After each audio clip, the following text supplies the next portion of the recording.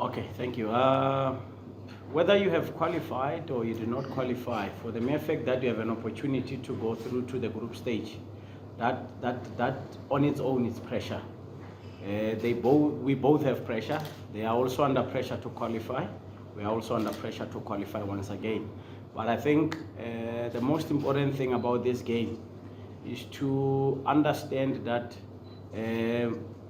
you prepare to win, and sometimes your preparation might not be as good as your opposition's preparation.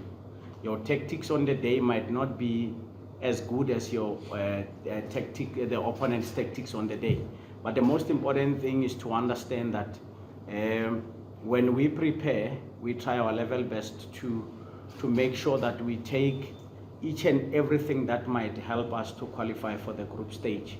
And that's why I think we have always been doing well in the Champions League, because I think we know what is expected. He has just mentioned something very key about the phases of the game. You can't prepare without the phases of the match. And obviously, if you are doing your proper analysis, you'll understand what they do when they have the ball, and what is it that they don't do when they don't have the ball. And also, which areas are they good at and which areas are they weak at. So all these elements informs how you are going to approach your match. And as much as you are doing all these things, you still need a little bit of luck to make sure that you go through. And I think sometimes we believe that the harder you work, the luckier you become. But we must understand that everything is done by God Almighty. And if it's your day, it's your day. No matter what happens, you'll still go through. So I think God has always been good to us. God has always been with us.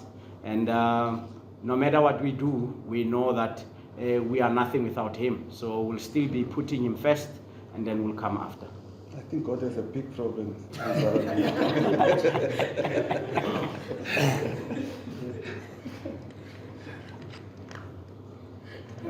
At this stage, even if you have injuries, you select a team that is ready to compete.